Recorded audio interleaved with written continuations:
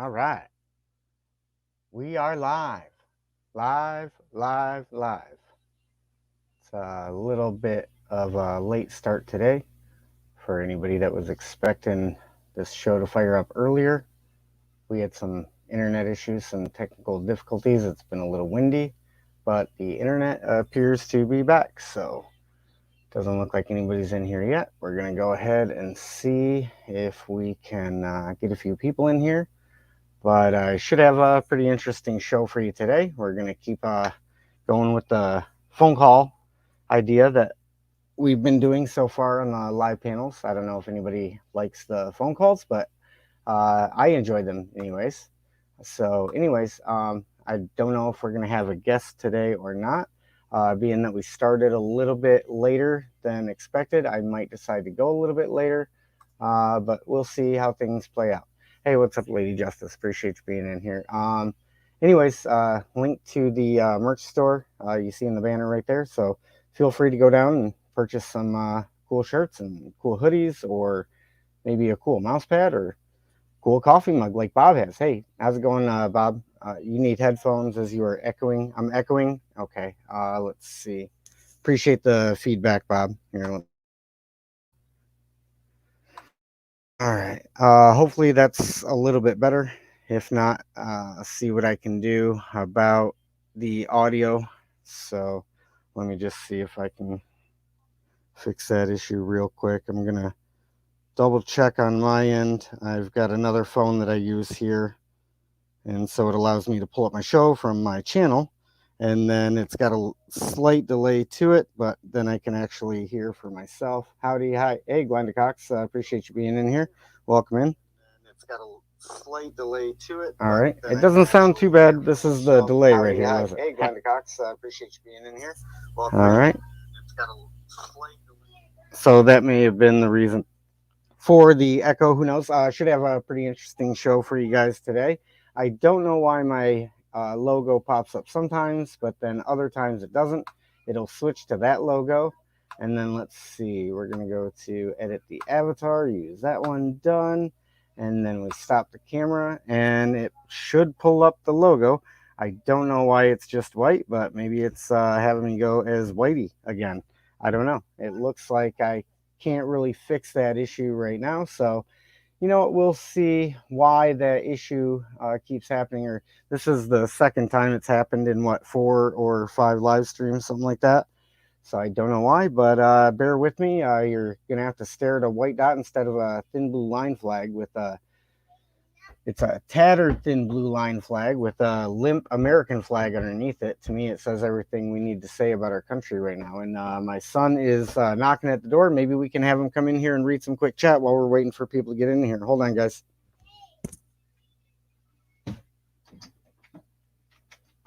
What's up, buddy?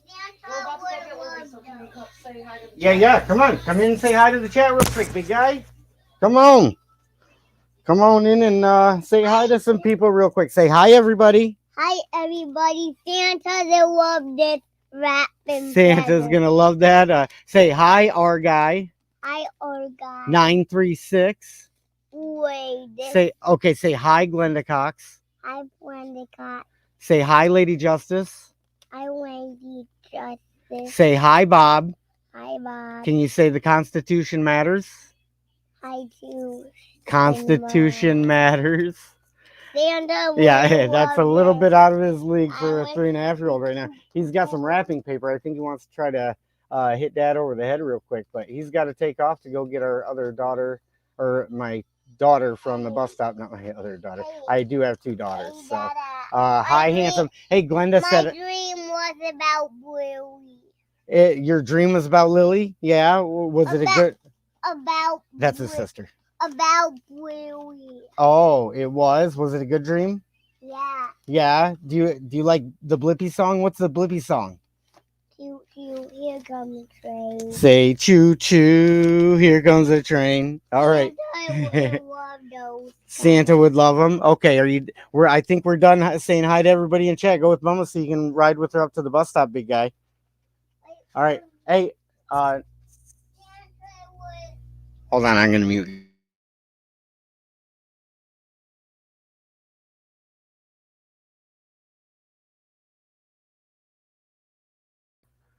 Sorry, I had to mute you guys there for a second. I'm gonna come up with a strategy. What we can do when I have to mute, we'll maybe have something queued up to listen to or something, so we don't have to take breaks like that.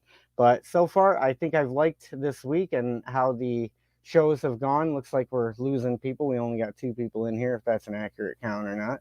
But should have an interesting show for you today.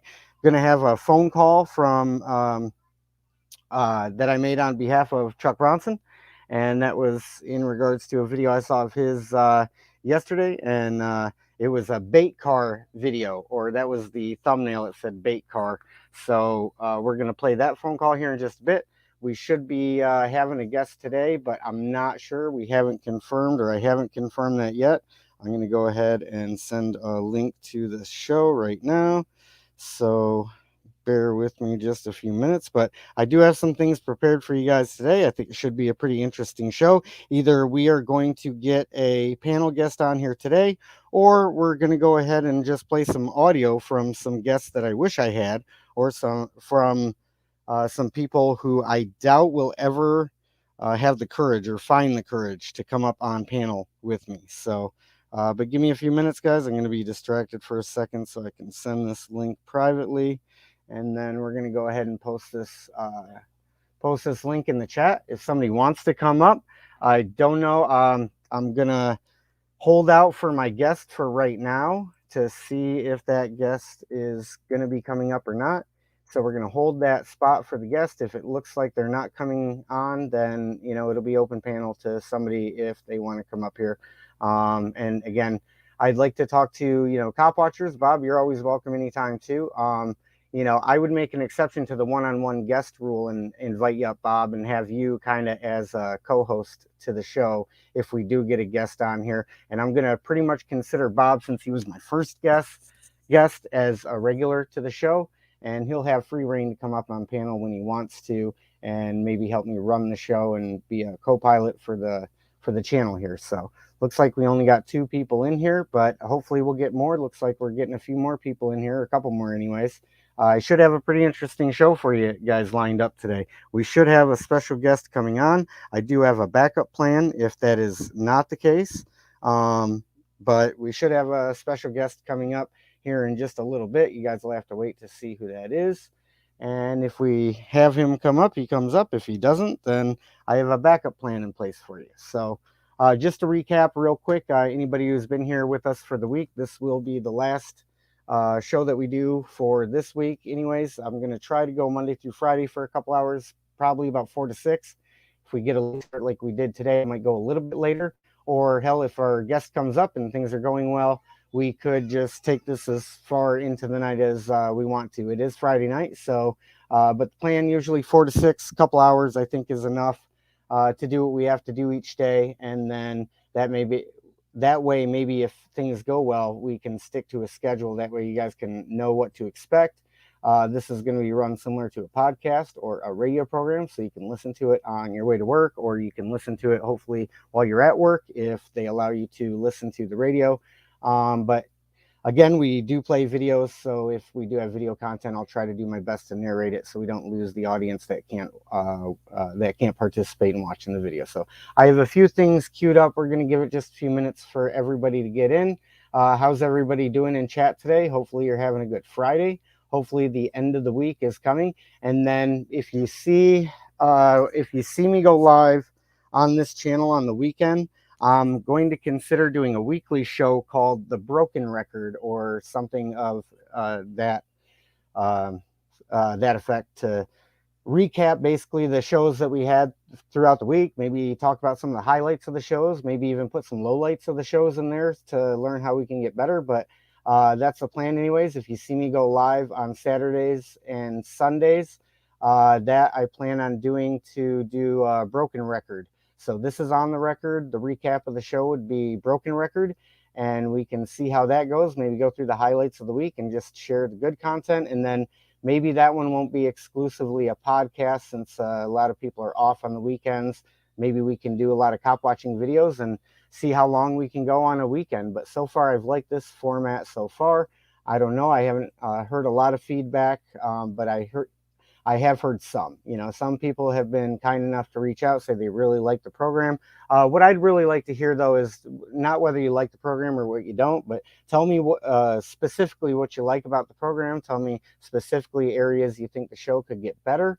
How you like the phone calls. We talked last show about criteria for a First Amendment champion, and some of the criteria that was mentioned in chat kind of fits every cop watcher that's out there. So, I don't know if we're going to label every cop watcher a First Amendment champion, but they're certainly on the right path to becoming a First Amendment champion. They're certainly a First Amendment activist, and they certainly deserve a tremendous amount of respect, if you ask me.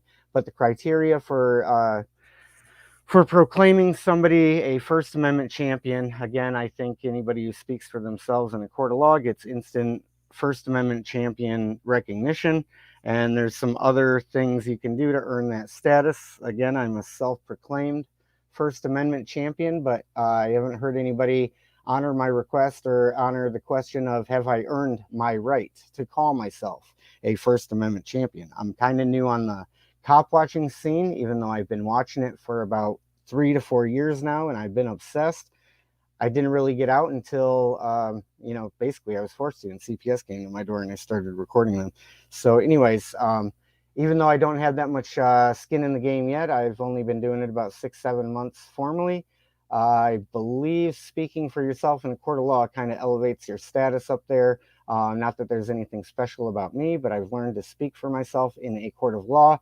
And to me, anybody that does that or challenges judges, challenges jurisdiction, challenges their authority, and basically can help expose the lies in American courtrooms, I think the better, and they would instantly elevate themselves to become a First Amendment champion. So with that being said, again, if you're just coming in, got a couple things we're going to do for the live stream today. We might have a special guest come up, and we're going to do some more phone calls, and we're going to go ahead and play some more audio. And I have a backup plan for if our guest does not arrive, but hopefully if our initial guest doesn't arrive, we get a backup guest that wants to come up. And then if not, like I said, I've got some stuff in the tank that we can go ahead with, and I think it's pretty relevant and pretty interesting. So we should have a good show regardless. So 4 people, it looks like, are in here. I don't know if we're going to gain any more people than that or lose people, but we'll see. We'll maybe give it just a little bit longer. Tell me in the chat, guys, what do you think of, or what you have thought of the show so far? Maybe if you like the phone calls that we've done, if we should keep going with those. If you've liked the discussions, what you've liked about the discussions. Again, if you could tell me what you've liked and what you've maybe not liked, that would be more helpful than just saying, yeah, great show. I certainly appreciate anybody reaching out and saying that. Again, and one last reminder about the index that I'm trying to do after each live chat. Not only do I go through the live chat and listen to it myself and replay it, one goal of that is to get better and better at doing the live streams. So it kind of helps me do game film study, if you will. And then the other reason, I kind of put together an index so that if I have a guest up or I have a specific part of the show, let's say you like the phone calls, I put into the index where the phone calls are, so you can go back and just kind of skip to the parts that you want to watch.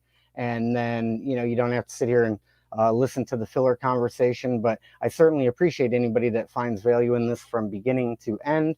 But I am going to be realistic and say there's certain parts that people will tune in for, certain parts that other people, don't like or that they'd like to skip through. That's perfectly fine. Appreciate you just popping the video up. If you can give the videos a like, I greatly appreciate that. And give a quick comment on the video. That really helps, from my understanding with the YouTube, and helping the content creator getting their message out or getting the videos out to more people. So I really greatly appreciate people that do that. Glenda, you're staying quiet because your grandson is sleeping. That's a good strategy right there. I don't blame you. I would be doing the same exact thing. So feel free to participate in chat. Feel free to just come in here and lurk and, kind of, take a gander at what you're listening to. And if it's appealing to you, great, stay. If it's not, tell me maybe what you didn't like about the show, or what you wish I was talking about, or give me some ideas. This, again, is going to be an interactive experience. We're going to read the chat. We're going to try to be as interactive as possible. And again, just one last time, I'll touch on this, and then I think we've beat this dead horse. Is when I get better and better at playing videos and sharing the screen and doing stuff like that, I'll be more comfortable and be able to bring you guys the content in a more interactive way. So I apologize if it has not been that way so far. I am trying, and I do want to give you guys an interactive experience. So, our guy, if you're still in here, appreciate you. Bob, if you're still in here, I appreciate you. And let's go ahead and talk about a couple of things that I had on the table. Again, I was going through yesterday. Didn't get a guest yesterday, which, that was fine. I enjoyed the discussion and just talking about the things that I had to talk about yesterday. And one of those things yesterday was a wish list of guests for this channel. And that wish list should be pretty obvious. It's the channels that I am subscribed to that are on my channel. Also in my about section, I have quite a few people that I respect. And there's local names, there's prominent names. And then I even hope to have guests on that maybe have smaller channels too, because I really enjoy, chatting with fellow cop watchers, and I enjoy chatting with up and coming channels because I see a lot of potential out there and a lot of good people. I just don't have all the time in the world to check out all their content. And I'm obsessed with cop watching, so that's saying something if I don't have enough time to go through and watch everybody's content. But if you got a good video suggestion, feel free to let me know about that. Dream panel guests, again, one last time, San Joaquin Valley Transparency, San Joaquin News Network. And then yesterday I did say San Joaquin Jr., and that is San Joaquin's son. And I said another shout out to San Joaquin. Obviously, that's a shout out to the San Joaquin family. But I meant to say San Joaquin Jr., and yes, that's San Joaquin's son. So I didn't make that distinction yesterday. If anybody were to go back and listen to it, just wanted to make that clear distinction because I don't want anybody confusing and thinking I was giving a shout out just to the man himself, but also his family that have decided to follow in his footsteps and continue with the activism. Man, that's awesome. I hope to do the same thing with my son, and when he gets older, hopefully he'll be a cop watcher just like dad is, and maybe he'll have an opportunity to go out in a more volunteer basis instead of a necessity basis like I started out with. The necessity I started out with, CPS showed up at my door. I went through that story yesterday. Feel free to check out the show from yesterday if you'd like to hear that story. I think it's very important if you could share that message with as many people as possible, especially somebody that's been through the CPS nightmare themselves. Please share that content with them and let them know, number one, they've got support. Number two, they're not alone. There's other people in the world that have been through it. And also, hopefully I can use this as a platform to let them tell their stories. Auditors of America, LDOF. What's up, bro? Hey, appreciate you being in here, Jeremiah. Jeremiah, I gave you a shout out in the first show that I had through the week. I believe I started it on Tuesday, so it was 3 shows ago. 4 days ago on Tuesday, and I gave you not only a shout out in there, but I really enjoyed being a guest on your panel. I also put it in my about section, or my community section, I should say, in my channel, so everybody can go check out the panel that Jeremiah was kind enough to invite me up on. And I wasn't trying to hijack your channel, man, but I had some stuff to say to members that I perceived in the watchdog community. I hope I wasn't too harsh. Really, I'm harsh on the actions, not so much the person themselves, because I really don't know any of these people, to be honest. 5 Speed, welcome into the stream. If you're just joining the channel, appreciate you guys being here. And again, yeah, I appreciate it. And also, Jeremiah, just a quick note, if you can reach out to me privately, my email is in the about section. Maybe give me a phone number or something, I can stay in touch with you privately, because the gentleman you featured in that CPS video, and again, when I was on Jeremiah's panel the other night, we kind of covered a couple of CPS videos. Mine was one of them, but the other one was a video I've seen quite a few times, and I think it's one of the premier CPS videos out there. And Jeremiah, I believe you said that was a friend of yours, or the guy. So if you could help me get in touch with him, I would greatly appreciate it. I'm just looking to get in touch with as many people and build my network, especially with the CPS involvement, as large as possible, so we can kind of share with people success stories and the power of the camera. The camera is the great equalizer when dealing with CPS. They're going to tell lies. They're going to try to intimidate you. They've got a bunch of tricks up their sleeve, and you can basically neutralize all those strategies they use simply by having a camera in your hand. I'm dead serious. It is a lie detector, and you can catch them in lies, and you can get them to go away quickly. So that's my message to anybody who and that's going to be an idea for a future show too, guys. I'm not going to get off on too far of a tangent with this, but the idea for another show, I'm going to show why it's so important to record CPS outside of just the initial contact and what they say to your face. But the CPS agent that responded, she pulled the same move that CPS did when they were involved in my life a long time ago. And they said I made veiled threats to them over the phone, and there was no recording. There was no proof. Guess who do you think the judge believed when the CPS worker said that I made threats to her? And so the second CPS worker, the second time around, pulled the same thing.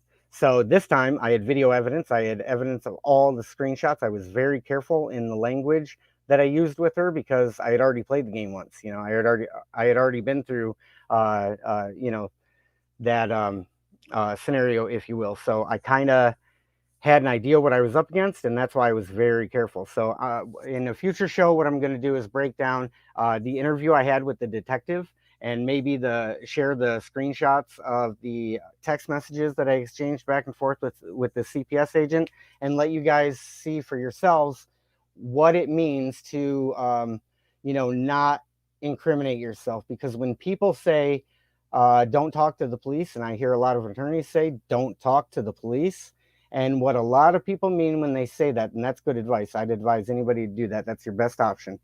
But what they really mean when they say don't talk to the police, I think, is don't incriminate yourself. So if your verbal judo game is on point and you know kind of what you're up against, go ahead and, you know, get in there and do what you need to do. The whole time I was in an interview with a detective, and it's about a close to an hour long audio portion. So I'd have to have a lot more time than we have today to really play it. But if anybody's interested in hearing that interview, it was a tremendous interview, and this detective thought he was on offense the entire time. And I'll show you the audio to show you, you know, I'm glad he thinks he was on offense, but the person controlling the conversation is the person that's asking the questions. So every time he would ask me an incriminating question, I would simply flip it around to him and transition into a question of my own. Because if you ask a question and you avoid making claims, you can never incriminate yourself. That's pretty easy logic to follow, right? If you never make a claim, like, hey, I wasn't there, hey, I didn't do this on that day, but you can transition it into a question, then you really avoid incriminating yourself no matter what, because a question cannot be taken as a claim, or a good question, I should say, can really turn the tables on them. And I was playing offense the entire time because I was planning on suing the CPS lady. I was planning on suing the deputies and the police that were involved that attempted to kidnap my children, and they were accomplices in my book to an attempted kidnapping. So I was planning on holding them accountable, and I kind of reconsidered and had second thoughts on that. One, it's difficult to pursue federal lawsuits. It's time consuming. It takes money. Those resources weren't available to me, so that was the primary reason. But then the next reason, after I thought about it for some time, you know, I've been prosecuted myself. I don't like when people are asking me questions. I don't like when I'm the one being prosecuted. So I thought about it from that standpoint too, and I just decided to let it go. And as long as the people knocked off their nonsense, I think they learned their lesson from encountering me. But you never know. Sometimes that works out and backfires on you. You know, we're not perfect people, and I'm certainly not perfect myself. So that's backfired on me once or twice. But again, it looks like we got 7-8 people into the stream. We're going to play a phone call I made on behalf of Chuck Bronson, and I'm going to see if I can find Chuck's information or his video so I can link it in the chat real quick and see. He had a video, I believe he uploaded yesterday, or I saw it yesterday, and it was bait car was in the thumbnail. And basically what happened to Chuck Bronson, he got pulled over shortly after a cop watch, and it looked retaliatory to me. And so that's kind of the phone call that I made on his behalf, was just to, you know, do what I do, which is show some behind the scenes activism as well as being on the front lines, you know. And I do that, not to beat a dead horse on this one either, but I do that simply to show people another option of activism if they don't necessarily want to be on the front lines doing cop watching. It's something that they can do behind the scenes. And as long as they stick to respectful phone calls or playful phone calls that aren't going to get you in trouble with, you know, being told that you're making threats or anything like that. Also record the phone call if you make them. Record the phone call so nobody can twist anything on you and say that you said something that you didn't. So I did pull up Chuck Bronson's video. I'm going to go ahead and link that in the chat. So if you guys want to check out the video, you're more than welcome to. Let's see if I can figure out how to link this. Let's see. If you hear some audio in the background, it's just me pulling up this video so I can link it to you guys in the chat. So let's see. Share this. And we're going to share copy and we're going to paste it in the chat. So let's see. Bear with me, guys. I'm still getting comfortable with the control panels here on the live panel. So here's, hopefully I copied and pasted that correctly. That's Chuck Bronson's video that I just posted in the chat. And Chuck, it was a thumbnail with bait car on it, and he got pulled over shortly after doing a cop watch. So why don't we just stop talking and play the phone call I made on Chuck's behalf. This is about a 13-14 minute phone call. So let's go ahead and play the phone call now. You have reached the Lee County Sheriff's Office. Hey, Meet the People, appreciate you being in here. Please hang up and dial 911. Please choose from one of the following menu options. To report a crime, file a report, or have a deputy dispatched. Guys, give me a 1 in the chat if this audio is good, please. Please hold while your call is transferred to the call center. Please be advised of extended wait times due to 911 calls having priority.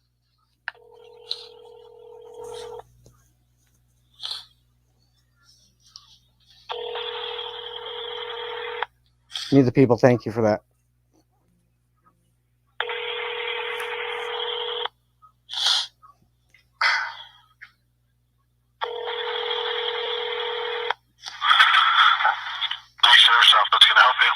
Oh, hi, how are you today? Good, how are you? I'm doing okay, thank you. Is this the department that Earthen Brown works out of? Who's there? I believe his name is Earthen Brown. I believe he may be a sheriff's deputy. What's this referring to, sir? Well, I was just calling. I saw a video that he was in on YouTube. And, you know, I'm just a guy that likes to call and redress his government, exercise his right to redress his government. And I was kind of bothered by a couple of things that I saw in the video. So, you know, I always try to call, you know, the source of where it happened, give them the opportunity to, you know, handle the redress first before, you know, I were to go higher in the chain. You know what I mean? Yes, sir. No worries. Let me just take down some information so I can get this taken care of for you. Have you guys had any other calls regarding Earthen? No, sir. I haven't personally. You haven't personally heard of any other calls? What was the deputy's name? Earthen Brown, I believe it is. E-A-R-S-I-N? Earthen, like Earth, like flat Earth. E-A-R-T-H-A-N, Brown. I can't verify the spelling, but. Okay. And what website was this on, sir? Do you have a link or something for it? Well, it's on a YouTube channel.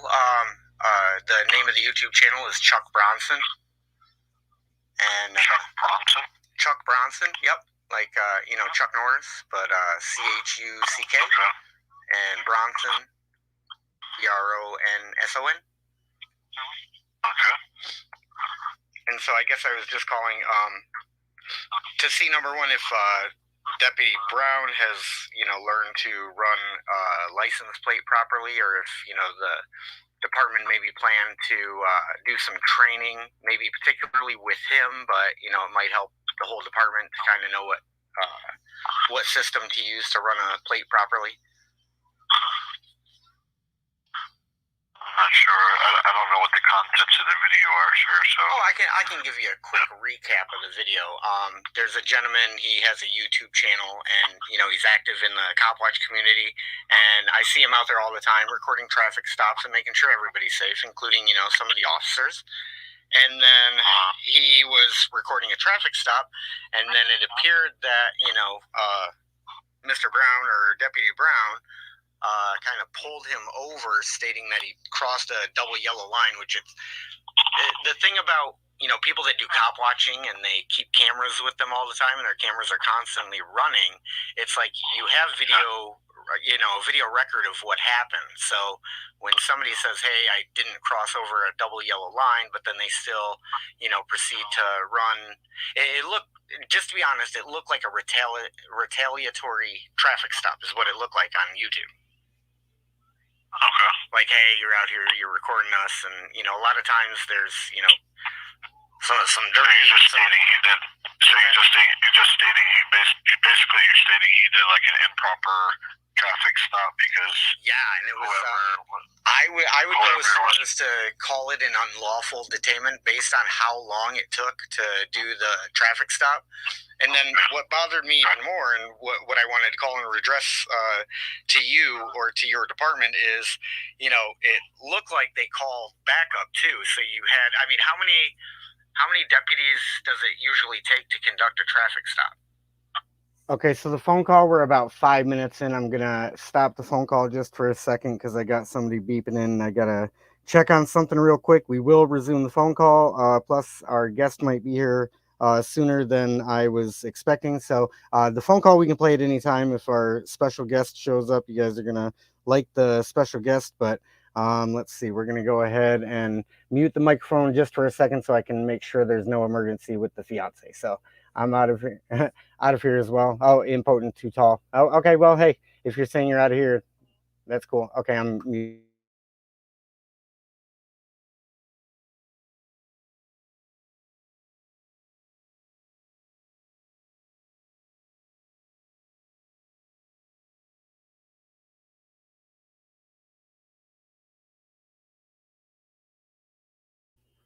Okay, guys, sorry about that. I just had to see what the fiance needed real quick. She was calling in.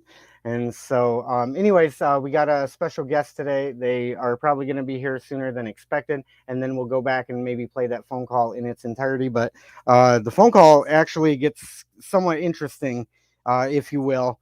And we made it on behalf of Chuck Bronson. And so we were kind of warming up the phone call there. I was about to get into the meat of that phone call, but let's see. 1 for traffic and 5 more for each camera. Just saying, yeah, Lady Justice. It's like, I don't know why cops decide to retaliate against cop watchers. It really is a strategy that backfires on them anyways. It's like, because as soon as you do something clearly punitive to get the camera out of there, all it does is drive up support for that cop watcher, or all it does is drive up attention to what would have been just ignored, right? So it's like the strategy completely backfires on them. So again, I'm just waiting on our special guest to get in here. Looks like we got 3 people watching. Appreciate everybody for being here. Got a good show lined up for you guys. So if you guys are just joining us, we're going to have a good show today. Going to play a phone call that definitely got pretty interesting on Chuck Bronson's behalf. We were about 5 minutes in, and then I stopped the phone call because I anticipate our guest coming up sooner than expected, which is fine. Just glad to have our guest coming up here. They should be here anytime, and hopefully that's the case. But I shared a link in the panel here. Let me just go ahead and share this link to him too. Let's see. Hold on. I'm going to try to do a couple things and multitask here, people. So let's see. We're bullshit like Wolverine and Jeremiah. Well, hey, that's okay. Last time, if you checked out or you're still in here, I'm just seeing your chat. If you're checking out, that's fine. There's going to be minimum drama in here. The only time I'm going to bring up drama is to address, an elephant in the room or something that is on the table, and try to address it quickly, move it off the table, and get it out of the way. Because let's see, I agree that guy is full of shit. Not trying to put other auditors down. Yeah, I don't know who you're talking to, impotent, too tall, but if you're in here listening to this stream, we're going to address certain issues, and I'm more than comfortable in speaking on what's going on with anything in the community or what I see in the community and giving you my perspective. And then as well as, I share my personal life all the time. So, everybody should know at this point that, I'm more than comfortable talking about things, especially stuff that needs to be talked about. So anyways, I'm trying to figure out how I can get this direct link and send it through a text message. So bear with me while I am multitasking here. So let's see. I'm going to try to do that now. It may work, it may not. Let's see. I think I have another way to do this, though. So bear with me, guys. I'm just getting used to the live streaming, and I think I've been getting better and better at it. So let's see. Jeremiah, I'll come up in a few. You've got a few questions for me? Okay, sure, yeah. Jeremiah, I kind of talked about the format of the show. I was going to stick to one guest just so I can give them my attention. But you're more than welcome any day. Anytime. Maybe we can book you, or if you just want to come up, say a few things. But the goal is I'm going to try to be respectful to the guests that I have. And let's see. Well, Authority Check is coming in, and we're going to see if we can add him real quick. So, hell, let's just do, it's Friday. Let's just break all the rules today. And let's just do a live panel today with as many people as we can get in here. We'll break the rules for today, and we'll see how this goes. Yeah, you ain't got to break no rules for me. Although I will say this, people coming up out of the basement, always check their cameras. Yeah. Because I very easily could have porn bombed you. Oh yeah, that's true. Hey man, appreciate that. So just lesson learned. Yeah. And I'm getting and obviously I make no I make it pretty clear I'm new to running the live stream, so that I'm thankful you weren't a porn bomb. Thank you very much. So anybody who wants to check out porn, check out my OnlyFans. It's $5.99 a month. Damn. Damn, see, everybody is moving their shit around and moving money around, and god damn it, I need to fucking do that. I didn't really hear all of what you were saying. I wasn't listening to your cast. I was in the middle of something. Mm-hmm. I just kind of jumped in. I heard briefly something about I guess not drama, but I guess some shit. Something that somebody was telling you in the comment section, I guess, and I'm just now looking through it. Everything good? I mean, yeah, everything is good as far as I'm concerned. I've been pretty clear over the last few live streams on where things stand for me personally in the community and what I would consider the cop watcher community. Yeah. And so I've addressed everything both privately and now publicly just to get the record out there. There's nothing. If somebody has something against me, all I ask is to say, hey, what is it that you have against me, right? And so I've asked that to some people that have had something against me, and it's always some silly little thing, right? And it's like, if it's some silly little thing and we can't move past it, then I guess that's showing me how important I was, in their life. So maybe it's better to move on when that's the situation. So, but hopefully that's not the case. But we'll see. We'll see what the future holds. I don't believe I have all the answers, and I don't believe that I try to give my advice, not my advice, but my take on things. Mm-hmm. So like I'm looking through the chat here, and you have this guy that's screen name is Last Time, mm-hmm. and he says, see that's what I'm talking about. I'm out of here. More bullshit like Wolverine and Jeremiah.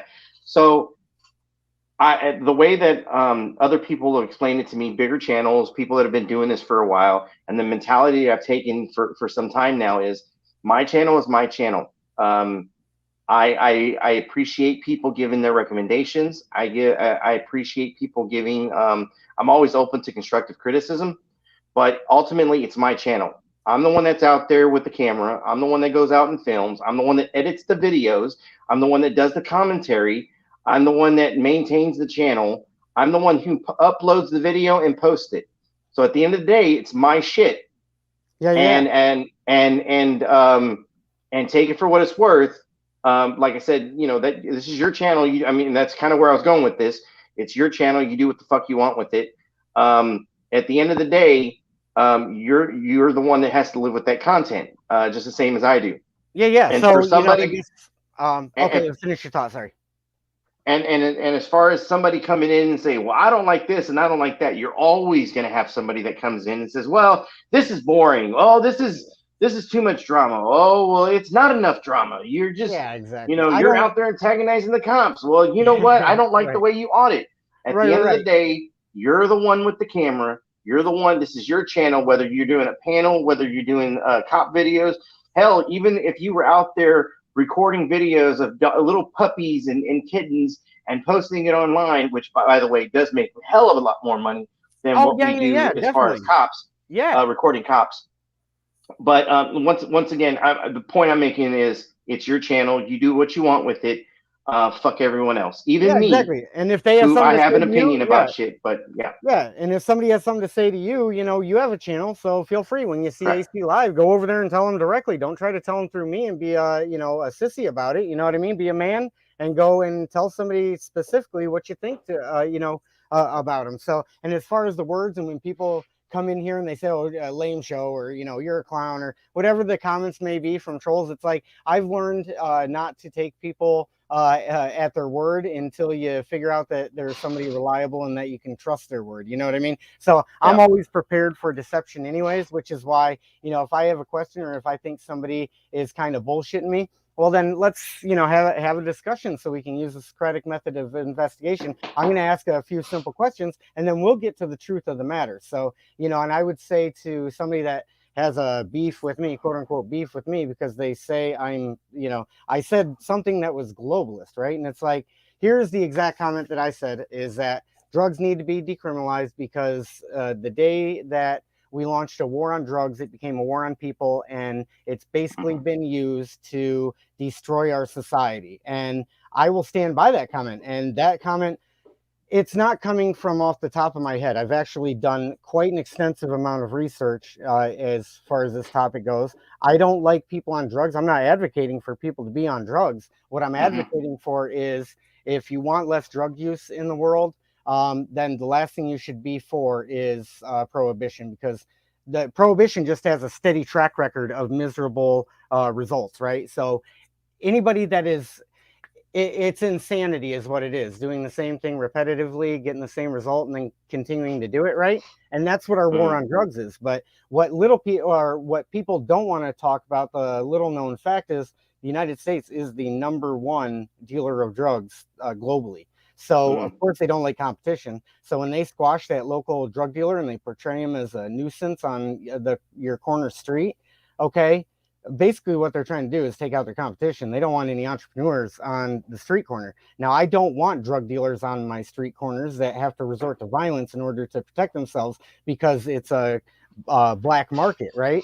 So if we get rid of the black market aspect of drugs and we switch to, considering more pragmatic approaches like they have in Switzerland, Portugal. I think Oregon was the first of the 50 states to decriminalize all drugs. So we're going to have some experiments. We're going to conduct the experiments and see how they play out. Who knows, if I'm wrong and that's not the way to go, I'll come back and say, hey, I was wrong. That's not the way to go. But for somebody to disown you or say, hey, you got globalist intentions or something like that, it's like, man, really? Like, really? Is that really what it is? Because I highly doubt that. And if that really is the reason, then we didn't have a very strong bond to begin with. Because Authority Check, we have, I would say, we're not the closest of pals. I had you up as a guest, and I think we're, I respect you quite a bit now that we had a chance to talk. Not that I didn't respect you before, but I have a tremendous amount of respect for you now, right? So I would say if you and I can't have a discussion and I say, hey, I'm pro prohibition, and you're like, hey, I'm pro decriminalization, then I was like, hey, you're a globalist and now I don't want anything to do with you, and I knew it all along, you're just an undercover globalist. What would you think?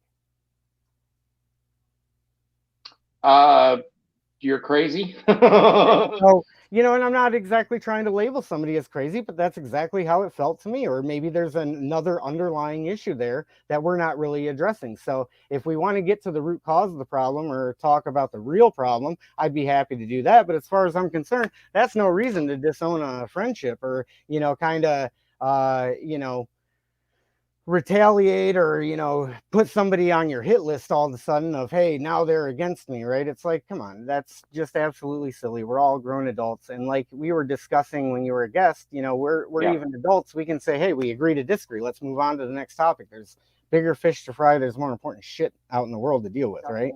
So, but anyways, yeah, that's all I have to say about that. And, you know, you're welcome as a guest anytime because of, you know, I really appreciate what you added to the discussion last time. I've said that numerous times. I don't have to beat a dead horse, but Yeah. you know, as long as we have meaningful discussions and you were happy with the interaction, you got value out of it, just like I got value out of it. You're more than welcome on this stream. And you're right. You know, anybody that wants, you know, Authority Check does host a Jerry Springer wrestling ring, for lack of a better way to put it. I'm not in an insulting way, but you know, and AC has publicly stated he likes to stir the pot. So if that's the content that you want to see, man, feel free, go over to AC's channel, you know, troll him, you know, tell him what a douchebag he is and that Rick Crude's going to come over and whoop his ass in the rematch, right?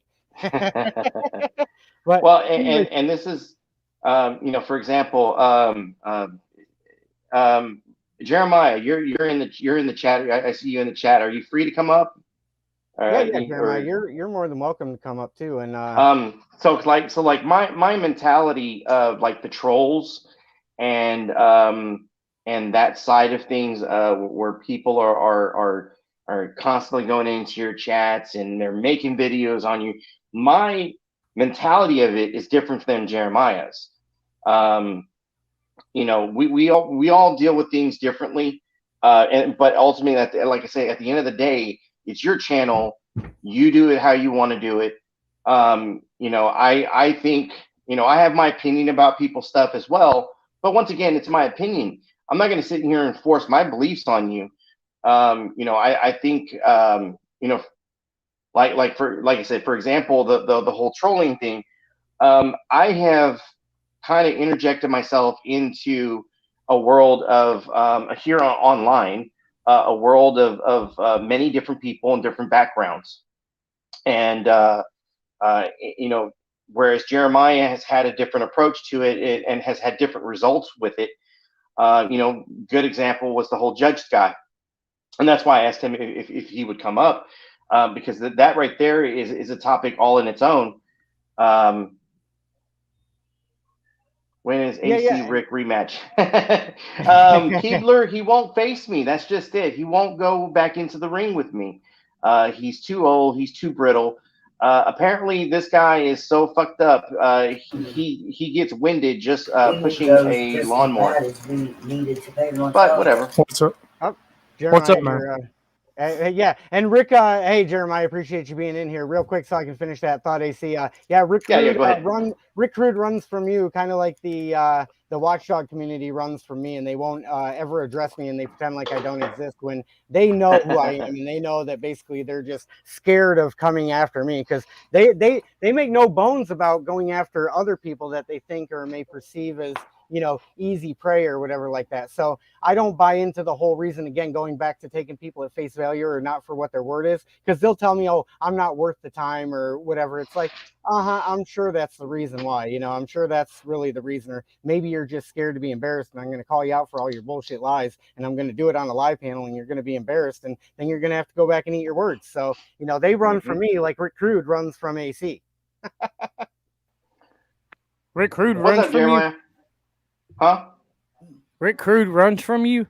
I don't think he runs, period. Sorry. I don't think the guy runs anymore, period, because he might be a better wrestler if he ran, but welcome in, Jeremiah. What do you got to say? Or tell me my thing was about CPS, because right now everybody over there on the channel he was just talking about, they are the same ones that called my wife's job, got her fired, called my job, and now they're going on. They're calling CPS and reporting us for all kinds of bullshits. So okay, so when you say they, can you specify they? Catman people, all the people on his channel. All the people, like including the people in the chat. Yeah, definitely the people in the chat. They're the main ones doing it.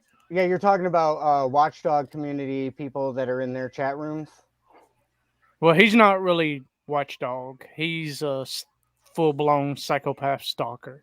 Well, Okay. hold on, because the channel that we were on at the time was not Judge's channel. No, I know that. Okay. But you said everybody in there, and I saw people that was in the chat, and you said they, and I wanted you to specify because when you said they, the people that were in the chat, I happened to be one person that was in the chat. They ended up going up there. So I'm not talking about that channel right now. I'm talking about his channel, Judge's channel. Okay, well, I'm not talking about that. And so, is it the same? Let me ask you this, Jeremiah, real quick. Is it the same? Because I've never been to that JUDGES's channel. I don't want to say names of specific channels and give them recognition, but I've never been over there. But is it the same type of crowd that hangs in the chats that the other watchdog channels have, or? Yeah, same way as all. Yeah, and so, and I've noticed a pattern. Anytime I notice a pattern, I have no other choice but to call out a pattern. And what I've seen in the pattern in their speech, and why, I don't just ignore it and leave it alone, because I think that's a bad strategy, because these guys are trying to shut other people's channels down. And just like you said, Jeremiah, it sounds like people are taking it upon themselves to try to call authorities, if you will, and be government informants and do communism style of get him before he gets us type actions. And that is so dangerous. And I'm glad if that is happening, I'm glad you're bringing it up so we can discuss it and so you can call it out, because again, going back to what happened to me with CPS is, that's exactly what happened. And we started talking about CPS, Jeremiah, on your panel, which, should it be a crime for somebody to make a false allegation to CPS? I believe 100% yes, if it's a clear-cut false allegation.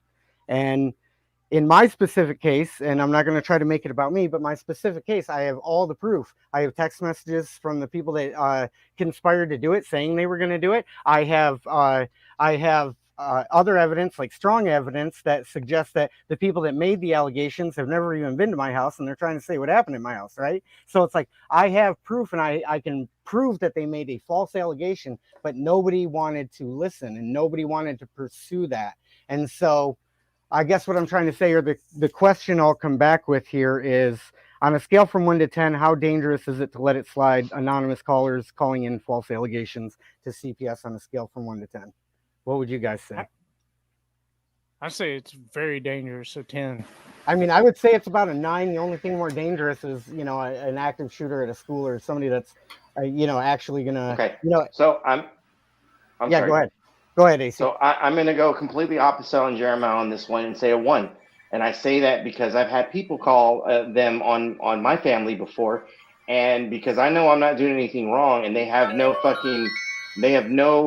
knowledge of what really goes on in my household. When they fucking show up and come knocking on the door, I open the door and tell them to fuck off and slam the door in front of their face.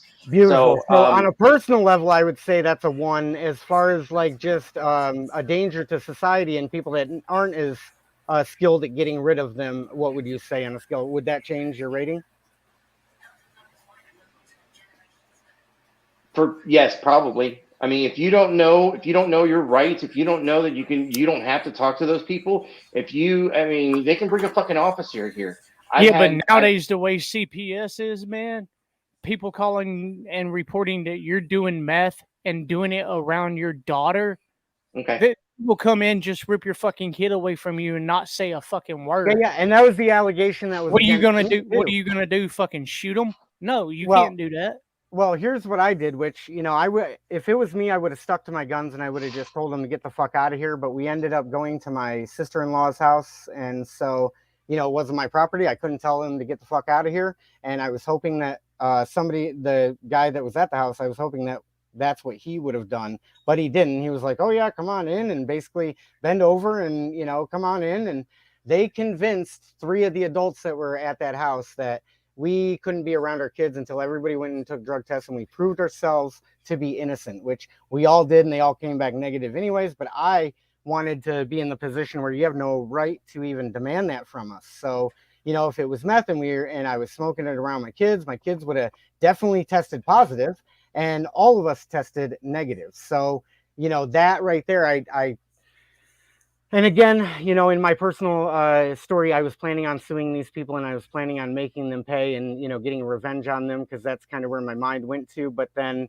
I reconsidered and I didn't want to do that. But I figured if I had the proof with me and proved that the allegations were false, I could just sue the shit out of everybody. But, you know, I thought twice about that. It's too complicated, takes too much money, and it really isn't. I think taking the high road and just being like, hey, just knock it off. And, you know, if you try that shit again, I'm going to have a camera this time, and I'm going to embarrass you, and I'm going to get to the truth of the matter. But yeah, I would. AC, you brought up a good point. You tell them to get the hell out of here, so you're not worried. Like, on a scale from 1 to 10, personally, you view it as a 1. I would say, you know, as society, what I would like to say, my own personal rating would probably be an 8 or a 9, just because I know how many people are afraid to stand up for their rights. I know how many people don't know how to stand up for their rights. I was one of them not too long ago. So I would say it's very dangerous, simply for the fact that I know how many members of our society don't know how to do that. And that's part of the reason for my channel, is to show people an example of this is what happens when you pick up a camera and these people go away. So I'm trying to empower as many other people as possible to pick up a camera. And not only that, but if you stand on your rights and you stand up for your rights, know you're not alone. I mean, people say it makes you look guilty. You've got a whole crowd of people in the 1A community that are going to tell you, you know what, whether you were guilty or not, you stood up for your rights. We don't care if you're guilty or not. You know what I mean? Like, just standing on your rights shouldn't make you look guilty. And we've got a special guest coming in, guys. Sorry, but hey, Paul, how long were you in the basement, man? In the basement? Oh, sorry. Yeah, I just added you to the stream right now. How you doing, brother? Oh, I'm doing well. So hopefully you just came in, because I didn't notice you down there for just a second. But anyways, everybody, welcome to the panel. Our special guest of the day, Paul from It's Paul Unslaved.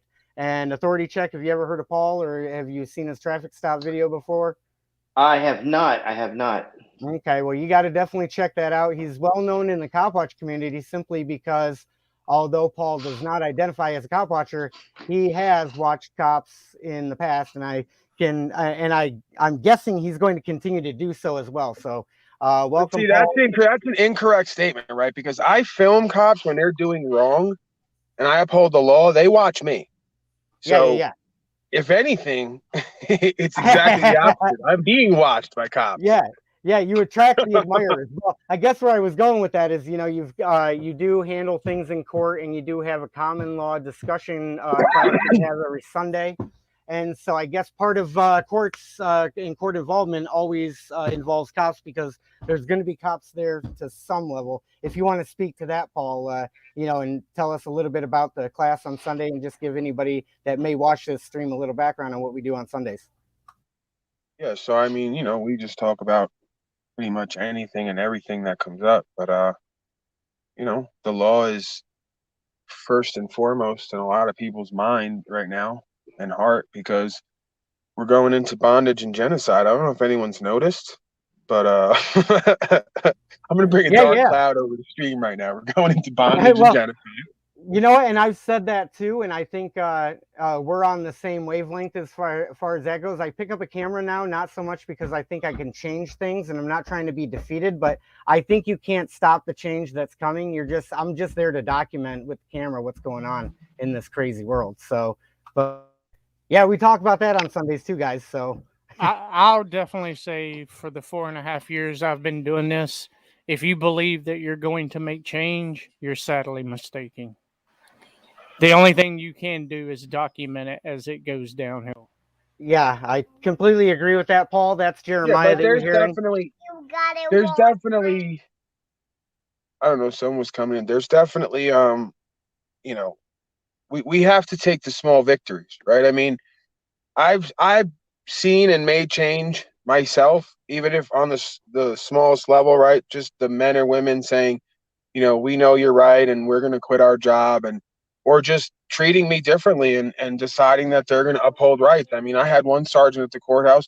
He was there when I got arrested. He was the one who told them it was okay to go ahead and do whatever they wanted to do. And then after weeks of back and forth, he finally, you know, said, well, from now on, when you come here, I'm going to have these people working for you, you know. And he was asking me to help him with Bible scripture and give him clarity. So, you know, there's definitely change being made. It's that we don't always get it on the level we want it right away, and that makes sense, right? This is a long game. This is a game that the results are up in the air. You know, we've been in a hole because we've ignored it for so long. So just to have 1, 2, 3, 4, 5 police officers change their mind and heart and start to work for the people just because I dealt with them, I mean, that's miraculous, right? We have to see the small victories as big victories because it's one step at a time towards the bigger goal, right? You know, Rome wasn't built in a day, as they say. A journey of 1,000 miles begins with a single step. If each one of us changes 10 people's mind, you know, that's exponential because 10 changes 10 more, right? Well, I agree with you on that, but like the small changes aren't going to make big changes. And I mean, what I mean by that is the only way we're going to change our actual current government would literally be for every single one of us to get together, unite, and overthrow it. Yeah, but that's the thing. That's a losing proposition because you can't overthrow a government and be seen as positive, especially when they're going to spin it 10 different ways to Sunday. What we can do is we can infiltrate and we can compel those on the inside to work for us so that when the system, because again, the system is not a system.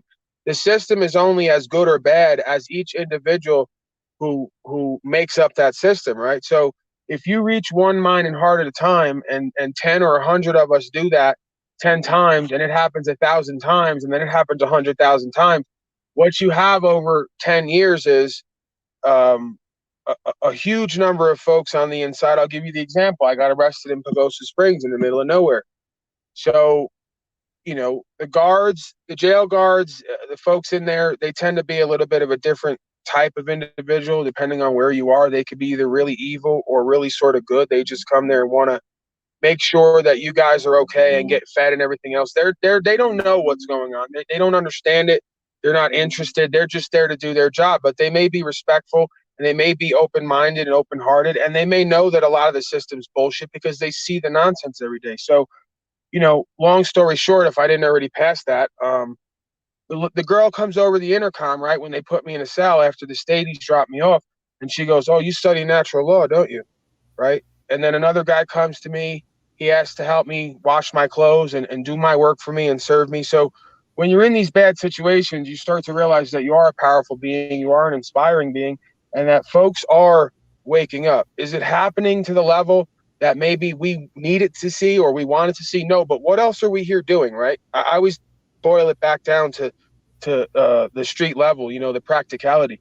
We have a couple options here. We can live the truth as we know it and stand on it and surrender the rest, or we can just do what we've always done and always get what we've always gotten, right? So there is an opportunity there for change, and if we don't take that, well, then we just wind up lacking self-respect and there's no point in living anyway, right? So for me, it's kind of like the choice has already been made, because again, it's like the Matrix. To be red pilled, there's no going back once you get the truth. Once you have even the smallest win or smallest effect, it's in your blood now. It's like a drug. You're not going to go back, if you ever were there, to being a slave, wearing a mask, getting a vaccine and promoting it to other people. You're always going to stand on this truth till they put you in a jail cell. And then when you get there, you're going to know the reason that you're there is because you're not like everybody else, and it's going to empower you. Well, yeah. And if I can just kind of add on to that thought and tell me if you think I'm incorrect, but I think people waking up is just one, you know, part of the equation. And where I see the problems and why I'm not trying to sound defeated about making changes, because then you got everybody squabbling over, you know, effective strategies, and then they get lost and divided again in the strategy of what they think can make change, right? So that's the problem, is not necessarily getting people to wake up or, you know, changing one person's mind at a time. You know, you could change one person's mind or you can have an effect on one person, but then what happens when, you know, we're arguing about strategy and then people go back into their, you know, their ego, and it's like, no, I'm right, no, you're wrong, yada, yada, yada. And then they disagree on strategy, and then they lose focus of the fact that we were just standing on common ground. You know, we got to basically do something here, right? Because most folks are not coming at this life from a spiritual practice perspective. They're coming at life as a flesh suit. They're strictly seeing the paradigm of their everyday reality based on dopamine hits. I'm going to get this next piece of pussy. I don't mean to be crude. Let's just talk straight up. You know, we're men here. Yeah, we yeah. could You can talk be straight crude up on this street show, language. Paul. Yeah. What? I said you can be crude on this show, so you're all good. You're all good. Yeah. So I mean, you know, the reality of it is when you start to take a look around you from a young age, what do these men all have in common, right? What do these women all have in common? They're all striving to please that flesh suit. They're running away from conflict. They're running away from inconvenience. They're running away from pain. That's where all the level up happens. That's where a motherfucker's going to really find themselves and become strengthened, right? Like steel. Once you get that 5,000 degrees and that beating, now you start to get a little more hardened, right? So the reality of it is most people are running from the level up rather than towards it because our flesh suit tells us one message while our spirit tells us something else, right? So then what you wind up having is a whole bunch of folks who, this is cliche, they have a bunch of things, they have a bunch of status, they think they have power, but they don't like themselves. They're not happy people. They're not joyful people. They're not conscious, aware people. They're not connective. They're not love able. And again, if you don't see this, then it's just me.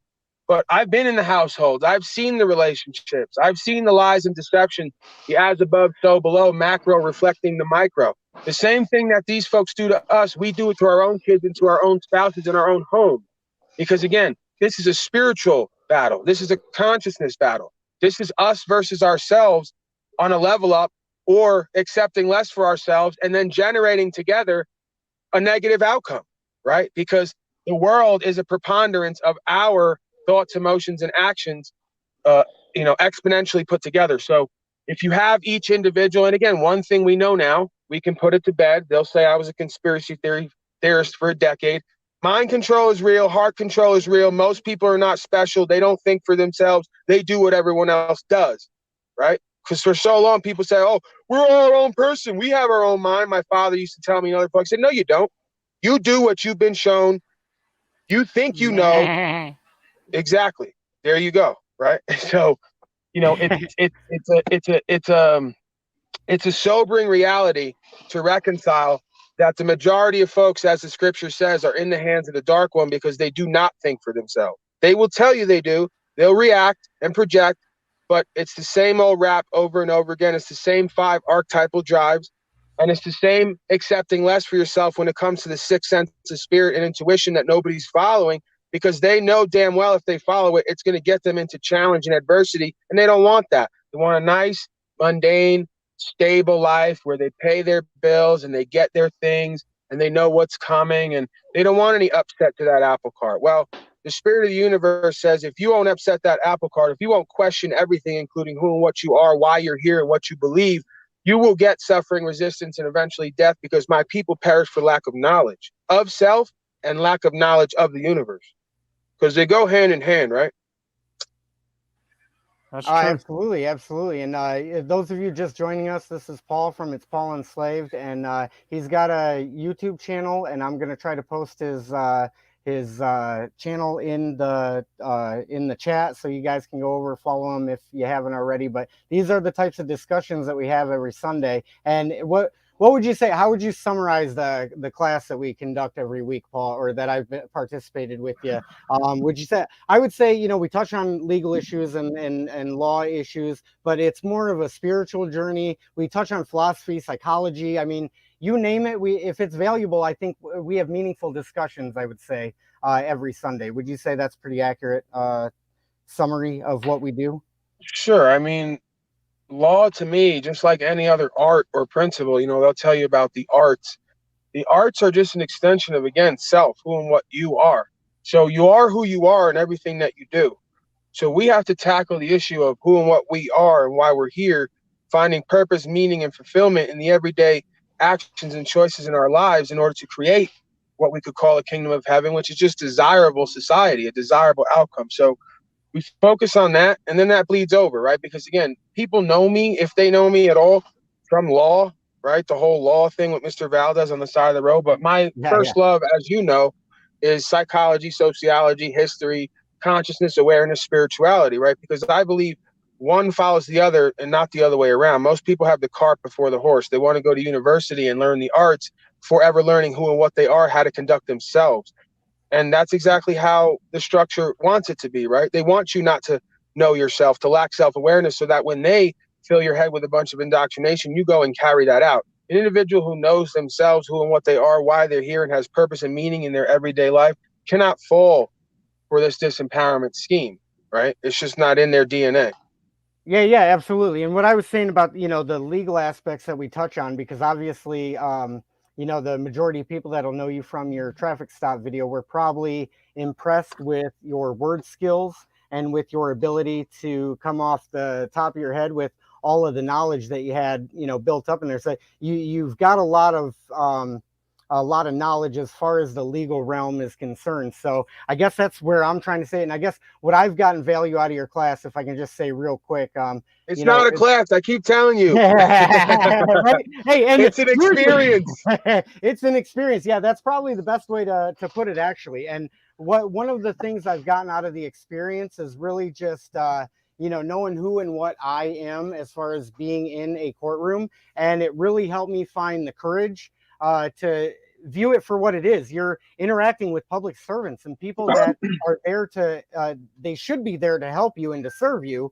But anyways, so it helped me find the courage if it didn't do anything else. You know what I mean? So, and I would strongly suggest anybody that's interested to join us in the discussion group and the journey, because there's a lot to learn, and we really go in depth with these issues. But that's the reason I brought it up, Paul, and that's the reason I was talking about it, because most people will know you from the traffic stop video. You're always going to be married to that viral video that you got. It's got 2 million views on Facebook, and it's probably got more views than that with people that have shared your video. You've also been featured on High Impact Flicks with Brian. You also have made a guest appearance. I saw you on John Felix. So anybody in the cop watching community, you'll probably have recognized Paul or seen his work anyways. And again, it just started with him deciding, hey, I'm gonna pick up a camera and record interactions with public servants. Was that pretty accurate? Yeah, I mean, I didn't hear some of that because I got out of the car, because I wanted to be out of the car and it was loud, so I got back in the car. But so the last part of that I heard. So basically, if I didn't speak on it already, this is just about a spiritual journey that turned into co-creating in reality what I want to see and what I want to be, right? Because as they say, if we could get cliche again, because I believe the cliches are all pointing to the same principles that have been replete throughout history, right? They've been shown to be true over and over again, and the ignorance of them turns into ruination every time. So for me, it was about a spiritual journey, and it gets to a certain point where, well, if you want to be free in your mind and heart, you have to exemplify freedom in the mind and heart and thoughts, emotions, and actions. So, a lot of folks say they know, a lot of folks say they're free in the mind and heart, they're awoke, they're awake. What are you doing? Right? That's the bottom line. You will be judged, like they say, faith without works is dead. So you tell me all day long that you understand higher consciousness and spirituality and you know right from wrong. If you're not engaged in right action, you're complicit with wrong action. And this is what a lot of folks don't understand and don't want to hear, is that most folks on the planet are bad people by definition, because they're complicit with wrong action by not engaging in right action. They think they can fence it and not be part of the judgment. Well, everyone's going to face suffering, resistance, and death for not engaging in right action, right? If you are lukewarm, you will be spit out. The scriptures never lied once. If you can use discernment rather than dogmatic blind belief to interpret the truth that's being spoken about in there, right? So this is one truth. There isn't. Go ahead. Yeah. So is that your subliminal way of saying I need to give up on my OnlyFans and stick to YouTube because my OnlyFans hasn't taken off, Paul? Your OnlyFans, I'm surprised, has the same amount of viewers as this thing does right now, and my Sunday thing, it gets between 3 and 5 viewers at a time, right? So if I was to start an OnlyFans, I suspect it would get the same amount of viewers, because nobody's here for that. hey, they may be, but they're big donors, man. They're big donors. So wait, when you say OnlyFans, because I just realized yesterday OnlyFans has different sections. When you say OnlyFans, I'm thinking of you twerking. Nobody's here for that. Hey, that's every Sunday at the end of the class, man. That was supposed to be private between us, man. No, we anyways, can't. listen, we We need have to remain honorable. Yeah, right. Well, and that's a perfect segue, actually, to the whole honorable thing. That's a perfect segue for what I wanted to talk about next. Can you kind of give anybody that's interested a brief summary of the common law realm? Because you do know and you do participate with other people that are pretty big players in the common law realm. Alphonse, one of them, and Christopher James is another. A couple of guys that are really making an impact, bringing this common law system back, which is, you know, basically it's a discipline of law. It was around before what we all know is our conventional legal systems, like the Constitution, the state code, statutes, all that stuff.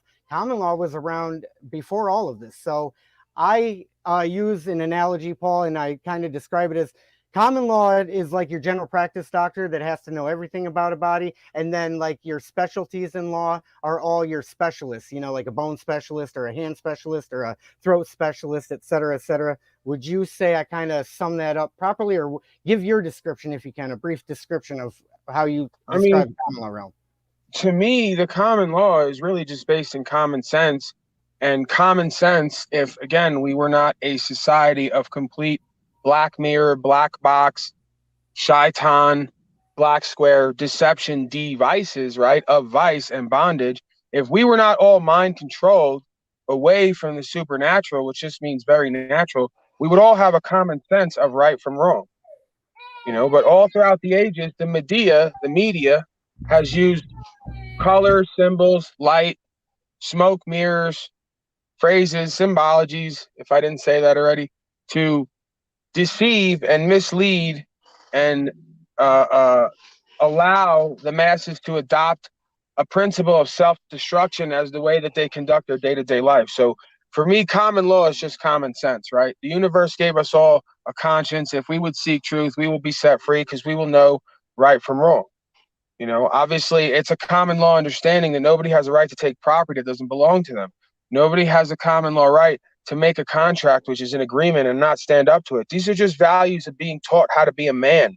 But again, in a society that teaches you that being an inauthentic corporate male chasing a paycheck and following policy is where validation lies, then you will severely lack the faculty in your everyday life to engage in right and in rightful action over wrongful action. Why? Because again, you can't serve two masters. And the scripture, I go to the scripture to show, and this is ubiquitous throughout all cultures, this idea of a common right from wrong that's then twisted and misinterpreted by men's egos. You know, so common law to me, again, is just common sense. Everyone knows they shouldn't kill. Everyone knows they shouldn't steal. Everyone knows they shouldn't lie, right? We could boil it down to do unto others as you would have done unto you. And like I told the lady yesterday, she wants to argue with me about meat eating. I'm not interested in arguing anymore. There's a clear right from wrong. You don't have a right to take life that doesn't belong to you by another sentient being. Pig, cow, chicken, I don't care. The plants and everything else put everything here we need to live. I'm sorry that we all, listen, I don't like eating vegetables and fruit. I'm sorry that we don't like it and don't want it, but there's a clear program here. There's a clear right from wrong. If you can't see it or won't adhere to it, it's your problem. And you're going to get the consequences of a lifestyle where you won't adhere to the obvious program. And trust me, I'm talking to myself as much as anybody else because I struggle in the flesh like anybody else in this realm. I struggle with sugar. I struggle with a different lustful aspect to myself. I struggle with overeating at times, right? I struggle with not exercising as much, wanting to smoke blunts instead of papers, wanting to smoke anything at all, right? So I have addiction and bondage qualities to my flesh just like anybody else here. The difference is I'm willing to call my bullshit out because I'm done living in quote-unquote sin, which is against the law of the universe, in favor of what I want and don't want to be true. Well, yeah, and that's, going back to just the common law realm with this stuff, it's just common sense and things like that. Because I was talking to AC, he was a guest on this panel a couple days ago. It was a pretty interesting conversation that we had about cop watching and the state of that. AC told me about a video of his. And Paul, if you got a chance to check it out, I mean, it's a really good video. It's pretty intense. You know, it's about half hour, and it's all about bringing a firearm into a police station. What I pointed out to AC when we were talking about it is, you know, okay, so let me get this straight. You went into a lobby, you were carrying a firearm, so you're in a public place where your public servants have more rights and abilities, or more rights than you do. The public servants have more rights than the men and the women that they serve. You are right. Rights and abilities. They have more rights and abilities than the people who they serve, because again, the inmates are running the asylum, so to speak. Yeah. So that's where, you know, when people start quoting, like, here's what the local ordinance says, here's what the local law says and stuff, and then it boils down to kind of like, we all know right from wrong. And actually, when the law started to get written down, that's kind of when it started to get perverted, and that's when it started to get off course. Actually, we all have the ability to know right from wrong. Most of us do not know objectively, truthfully, eternally right from wrong, because we've never been shown, and we've never gone there. We've never acted from that place, because again, this whole society is in the hands of the dark one from day one. Culture, the word is culture. Just look at the fucking words they give us. The root word is cult. Every single person who's been born on this planet has been born into a cult, and they call it Mexican. They call it Italian. They call it Irish. It's a bunch of dysfunctional, egoic concepts that do not serve us and keep us bound. I'm not allowed to do certain things because I'm an Italian. I'm not allowed to do certain things because I'm a black man. It's all cult behavior. It's indoctrination. It's keeping you in a box. It's limiting you. It's labeling you. It's keeping you from knowing you truly and finding your true power. That's what Shaitan does, deceives you so you don't even know who and what you are, so you accept less for yourself every single time, right? That's why I say this is about spiritual warfare. Once you go to this place and this level, everything else is subjugated. Well, yeah, absolutely. The And law and the legal system is all coming from the all. Yeah. And if you guys hear any banging behind me, Paul, I'm running a studio from my house where Jaxson is. So you may have heard him in the class once in a while trying to chime in. But he comes in here to read chat once in a while. He's kind of upset at Dad right now. But well, bring him in here. Let's go. Bring him in here. This is how CPS is going to get called again. And we're going to wind up losing this kid. So bring this kid over here. Let him say hi. Let's get him involved. What do we got to do here? Everybody, buddy. Here, can you say hi, Paul? No. Jaxson, what's going on, bud? he can't hear. He can't hear you, but he usually comes in and reads chat real quick. He's a little fussy right now, though. So I'm just gonna mute for a second. But yeah, if you can carry on with that discussion, and all right, I'm gonna jump out real quick. I gotta take care of something. I'll be back. Go ahead. All right, so without losing total control of the show, but yeah, Jaxson comes in, he reads chat once in a while, so he was a little bit upset, and he's been banging on the door for Dad. So, but yeah, man, it's I definitely wanted to let everybody know about the class on Sunday, because a lot of people that'll watch this stream maybe later, or a lot of people that have asked me about it. They always ask for the information. So I saw that you were posting that on your YouTube, correct? Like you're posting the Zoom information on your YouTube channel. Talking to me? Yeah. I'm the only one left. Yeah. You're the only one left. Everybody else dipped out. Jaxson scared them away. So yeah. So yeah, I post the information on my YouTube channel for the Zoom. I post it on the Facebook too, and in the Telegram. So every one of the quote unquote social medias is under, the same name. The name that I'm using here today, the name that shall not be named.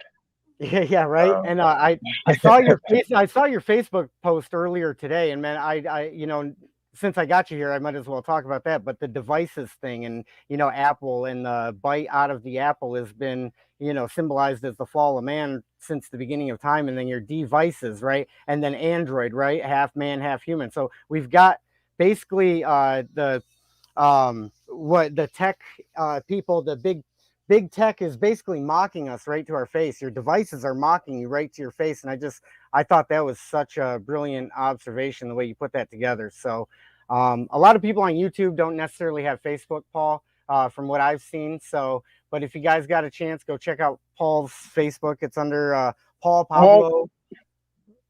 right? I'm sorry, I didn't mean to cut you off. It's not under that name anymore. That name was from way back, and I wanted to change it, and I wound up getting it changed. So Oh, it's cool, under cool. Paul Enslaved now. But yeah, shit, I wanted to say something about what you had said, and then I lost that train of thought. Oh, the devices thing and Apple and the fall of man, and then the Android thing, or Yeah, so this just comes down to the recognition of language. You know, every time we look at language, and again, we go back to words, colors, symbols, lights, phrases. You know, there's connections to be made here because evil has a function, and again, one of the functions is to wake you up and test you to become righteous, right? So again, you could look at it as Darth Vader telling Luke Skywalker, "I am your father." You know, the light side was born out of the darkness, right? Rumi will tell you the crack is where the light enters. You know, the Tao will tell you the Tao is dark and endless, but it's radiant. Why? Because he or she lets it be. You know, there's always this alluding to darkness giving birth to righteousness, right? The same as the phoenix who crashes and burns in order to rise higher. yeah, absolutely. Yeah, there's And yeah, go ahead. oh yeah, I was just gonna say, you know, what I really enjoy about when we have the opportunity to discuss it in class is just, you know, the ability to kind of go off, you know, and kind of talk about the topics that are important to us. You know, so a lot of the people that are in the cop watching community for, you know, what they'll come here and watch, they just usually what they have is legal questions, and they, you know, ask about law and stuff like that. And what I can tell you guys is it helps to be versatile and know a lot of the disciplines. But the one thing you can do if you're interested in checking out the class with us on Sunday, or well, it's Paul's class. I'm there to you know, babble on for the most part until you know, they tell me to shut up. But you know, the class can help you really figure out who and what you are, especially in a court of law, and it can help you find the courage to really just, you know, speak for yourself and be a man in court. And I don't know if you've listened to any of the court recordings that I had, Paul, but it's like, you know, the only reason I'm able to go into those court appearances with any sort of confidence is because of your classes. I had kind of known the material that I use, and it's like I told you, it's a kind of a hybrid. I learned the script somewhere else, but you know, it's a hybrid approach, but you've helped me know who and what I am. And that kind of helped give me the courage to deliver that script and deliver that. You know, it's the Socratic method is what it is, really, is getting to the truth and exposing lies. So I guess the knowledge that I had before that, and then your class, when I combine the two, that really gave me the courage to speak for myself in a court of law. So I guess what I'm trying to say is, if you guys come check out the class, it's well worth it, just simply for the fact that you're going to learn some valuable words and terms and phrases in the legal realm. You're also going to get a spiritual discussion.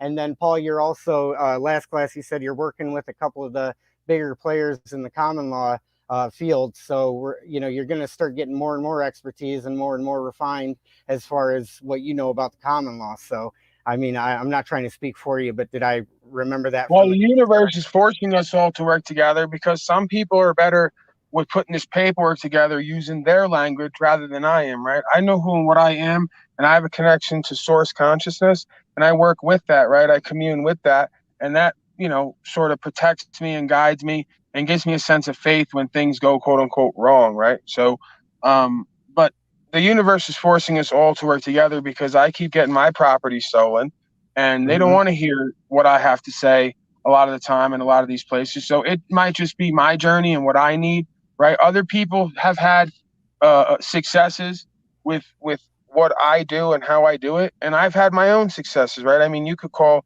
Mr. Valdez on the side of the road where people know me from. I mean, that's one success. I've had some successes, but there's been times where there has to be certain paperwork and certain phrases uttered and certain processes engaged in, it seems, in order for these people to recognize it, because a lot of them are so mind controlled and or just corrupt that they believe that they don't have to follow the common law and that they don't have to be the proper trustees, that they could just do whatever they want whenever they want, even if they're administrative court and they're not courts of law of the United States, and you give them status and standing of whom what you are and you're not a part of their municipal corporations, they still want to go ahead and steal property and put out warrants and do a whole bunch of other corrupt and fraudulent activity. So yeah, it's one I of the mean, most I'm working dangerous with some religions in more the people world. who Oh, sorry, I Yeah. didn't mean to cut you off. It's one of the most dangerous religions in the world. It's statism, right? It's, statism, when you believe that you can't do anything wrong in the name of the state. It really is incredibly dangerous. So, is that the way you see it too, or? I'd say, again, I don't even get into the isms, because all isms just lead back to the same thing: a reprobate society that's corrupt and would rather do wrong than uphold what's right. But to me, it's really just the essence of fascism, the merger of state and corporate powers, because you have a state, regardless of who and what they purport to be, merging with corporations and then dictating to everybody as if we're members of the corporations, right? You're going to listen to policy now. I don't work for you. I'm not a member of your society, right? And no matter how much I tell a lot of these people that, they seem to think that I'm on their land or near their land. That means that they have jurisdiction over me, which just means to say the law in Latin.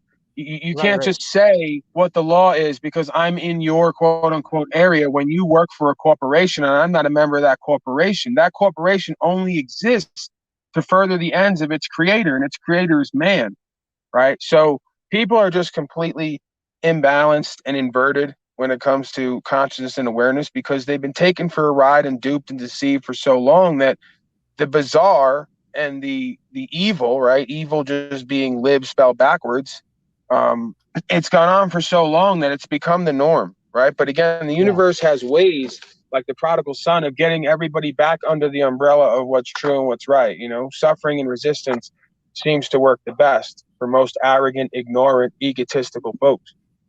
Yeah, absolutely. I mean, and just for anybody just now coming in, we got Paul from It's Paul Unslaved right here. I got Jaxson by my side that I think shoot a couple of people away from our panel. But for anybody that's going to watch this stream later, this is a taste of the discussions that we have Sundays when we get to conduct our law class, when people aren't trying to lock you in a cage for just exercising your right to be a free man, Paul. So, but this is a taste of what you can expect if you come to the common law experience, or the spiritual experience that we have every Sunday. And we usually try to do it. Last week, it went on until I think I dipped back in at 9 o'clock and it was still going. So sometimes it goes for an hour, sometimes it'll go 4 or 5, 6 hours, so it just depends on, the topics that we're interested in, or if the topics are interesting in everybody's mood. But there's no obligation. If anybody wants to check out the classes, there's no obligation to stay. You can come in, check it out. If you're getting value out of it, you can stay for as long as you want. You can even participate in the class. There was a lot of participation that last class, man.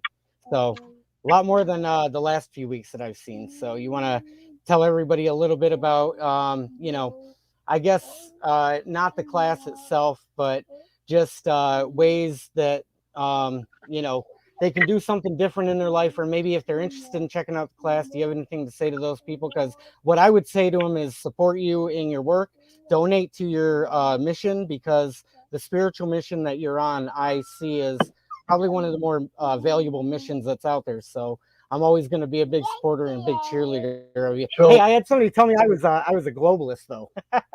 Globalist. Speaking of isms, they accuse me of standing for globalism. What do you? how does my that sound? understanding of globalism is pretty much what these people are doing. I mean, globalism is when essentially corporations create a monopoly on the world and the corporations that work within the world, and push everybody locally out of business in favor for sort of a international policy, right? Like a United Nations sort of driven policy. So what we have going on now is globalism, where you see the same corporations everywhere you go on the planet when you touch down in the airport, and the local guy is taxed to death, regulated to death, and pushed out of the purview of society based on corporate regulation. So we have Walmart open. You don't got to wear a mask when you go in there, but if you go down to the local gym, they're going to try to shut him down if you go in there without masks and vaccines. So that is globalism. So if anything, we're the ones trying to restore the proper nationalism. Right now, they'll twist that and call it white nationalist extremists. I'm talking about the idea of the republic, right, standing for rights and freedom. that come from God. Right? That's what this nation was founded on. So, you know, we're actually the antithesis of globalism, which is why you see everybody who does this work being demonized in the public sphere. Oh, that's a white nationalist. That's a right-wing extremist. Why? Because we want every person, regardless of gender, race, or any kind of persuasion, to have the same God-given rights and freedoms and abilities. It's ridiculous.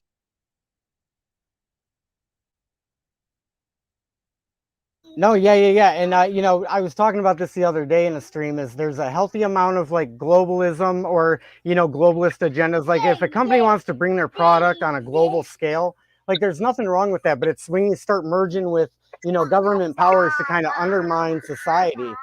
That's what I see as the dangerous portion of globalism. But I thought it was interesting that somebody wanted to say that I was globalist, or that globalism was kind of one of my agendas, because I don't know how that thought even came about. But I simply said that the war on drugs is a war on people, and I believe that people don't need to be being locked in cages over the war on drugs. And somehow I got the label globalist. Well, that's the thing, right? Globalism is wherever you. Oh, your audio's cutting out, Paul. Come here,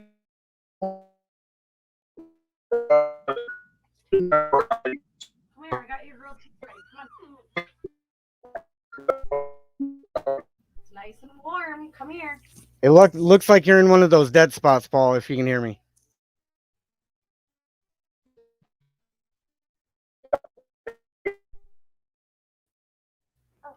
Can you hear me, Paul? Jaxson. You're cutting in and out, Paul. Joshua.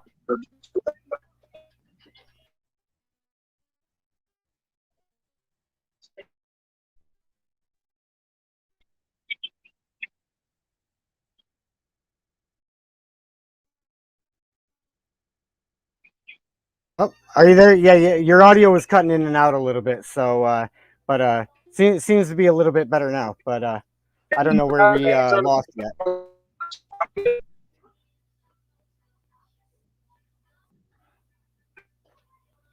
Uh-oh, I think we may have lost Paul. So gonna try to be a good host here. And AC and Jeremiah, until we get Paul back. Paul was my guest that was coming up originally. So if you guys want to come back up as a guest, I'd be happy to have you. Paul was I was planning on having him as a guest today. So so that was kind of the plan anyways. I appreciate you guys coming up, and hopefully you didn't bow out because of us kind of taking over the show. But be happy to have you guys on the show in the future if you guys want to come back up. I think we were having some meaningful discussions before Paul got up here, but I did extend the invite to Paul before the show, so I knew he was coming up, and that's the reason why I brought him on. And I knew usually it's kind of like class when things get going.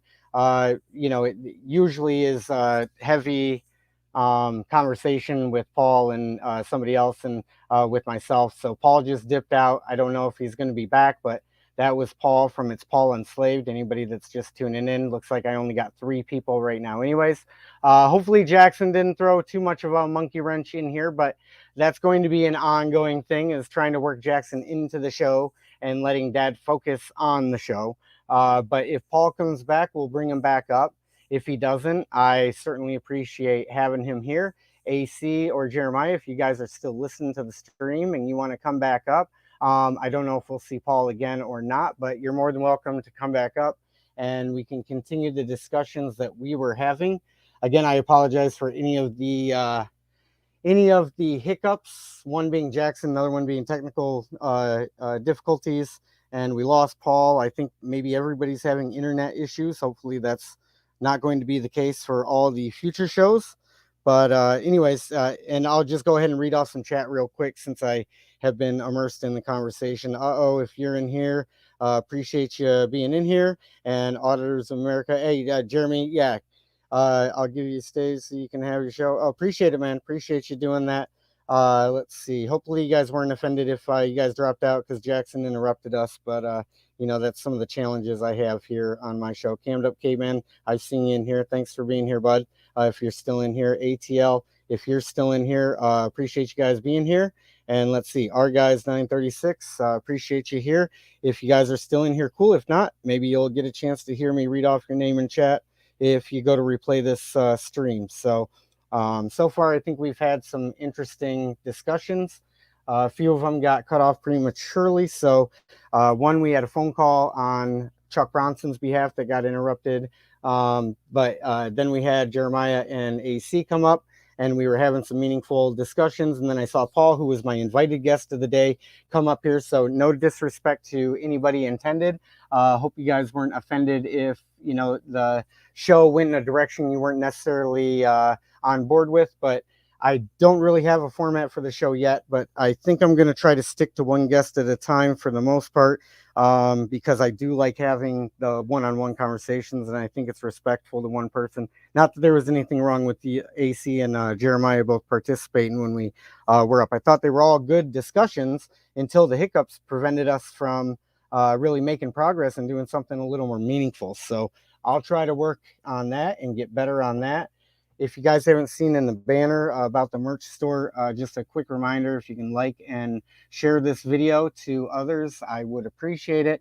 I have the merch store that is open, and over the weekend, I'm going to adjust all the pricing on there. So I'm going to basically be giving away some merch up until Christmas time, just to get it out there and just to see if I can get people really you know, buying the merch and helping me cross promote this channel. I think they're cool designs anyways. I only try to put stuff that I think you'll like in there anyways, but I'm going to do a huge discount up until Christmas time, and I'm going to run that hopefully starting this weekend. I'm also going to work on getting the Mistrust coffee mug in there. So enough about my merch store.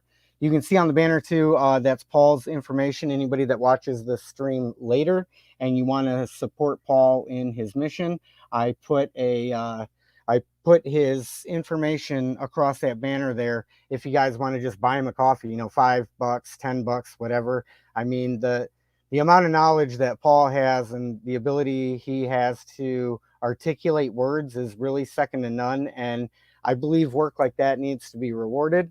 And so if you want to buy him a coffee and donate to him, check the banner for how to do so. If you guys want to buy some merchandise and support me, you can do that as well. It's going to be, there's going to be a link in the description of all the videos. And I'm going to try to put a link to Paul's channel and his pay information in the description of the video as well. So usually we go until 6 o'clock. I didn't get on here until about 4:30. So we're probably going to end this show shortly, especially since I don't see other guests popping up. And it looks like we've got 4 people in here anyways. Looks like everybody is just going to want to get to enjoying their Friday night. I don't blame them. But I'm going to play the rest of that phone call on Chuck Bronson's behalf. And then I have some other stuff that I had in the bank. Maybe we'll be able to go over either this weekend or on Monday. I'm going to plan on doing these shows Monday through Friday. Give you something regular to look forward to, or if you're enjoying the stream, something to look forward to. But anyways, this weekend I'm going to do It's a Broken Record or Broken Record, and we're going to recap the highlights of the show, and we'll see how long that show goes as well. But anyways, here's the phone call with Chuck Bronson. Let's just get back to that. I'm going to play the full phone call and start it back over. It's 13 minutes long. Chuck Bronson's video is thumbnail is Bait Car, and it's about him getting pulled over after cop says he crossed the double yellow barrier or double yellow line in the road, which, you know, let's just be honest, it was just a retaliatory stop because Chuck was watching and doing cop watching on him, and they don't like that sort of stuff. So anyways, that's the context for the phone call. Here's the phone call. It's about 13 minutes long. So without further ado, the phone call on behalf of Chuck Bronson. County Sheriff's Office. If this is an emergency, please hang up and dial 911. Please choose from one of the following menu options. To report a crime, file a report, or have a deputy dispatched, press 1. For correction, please hold while your call is transferred to the call center. Please be advised of extended wait times due to 911 calls having priority.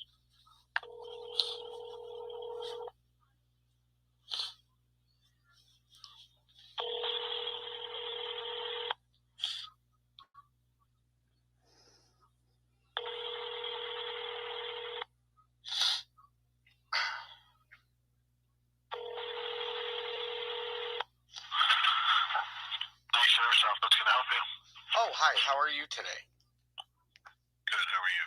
I'm doing okay, thank you. Is this the department that Earthen Brown works out of? Who's there?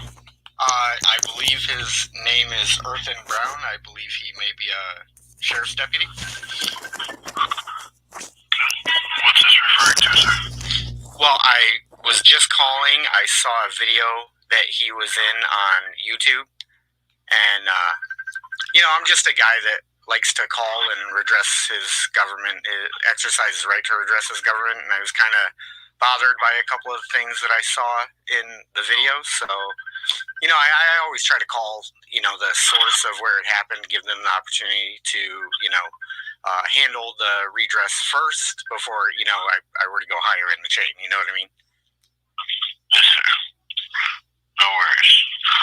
Let me just take down some information so I can get this taken care of for you. Have you guys had any other calls regarding Earthen?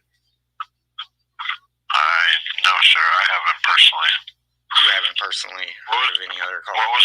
What was the deputy's name? Earthen Brown, I believe it is. EARSIN?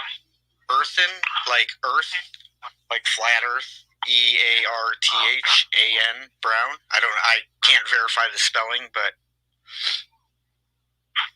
Okay. And what website was this on, sir? You have a link or something for it? Well, it's on a YouTube channel. The name of the YouTube channel is Chuck Bronson. And Chuck Bronson? Chuck Bronson, yep. Like Chuck Norris, but CHUCK. Okay. And Bronson, BRONSON. Okay. And so I guess I was just calling to see, number one, if Deputy Brown has learned to run license plate properly, or if the department maybe plan to do some training, maybe particularly with him, but it might help the whole department to kind of know what system to use to run a plate properly. I'm not sure. I don't know what the contents of the video are, sure. So. Oh, I can give you a quick recap of the video. There's a gentleman. He has a YouTube channel, and he's active in the cop watch community. And I see him out there all the time, recording traffic stops and making sure everybody's safe, including some of the officers.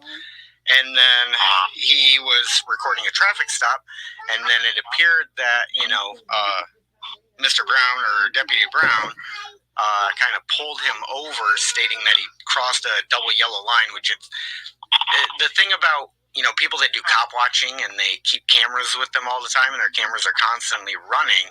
It's like you have video record of what happened. So when somebody says, hey, I didn't cross over a double yellow line, but then they still, proceed to run, it looked, just to be honest, it looked like a retaliatory traffic stop is what it looked like on YouTube. Okay. Like, hey, you're out here, you're recording us, and a lot of times there's some dirty. So you're just stating he did. So you're stating you're stating he did like an improper traffic stop because. Yeah, and it was. I would go as far as to call it an unlawful detainment based on how long it took to do the traffic stop.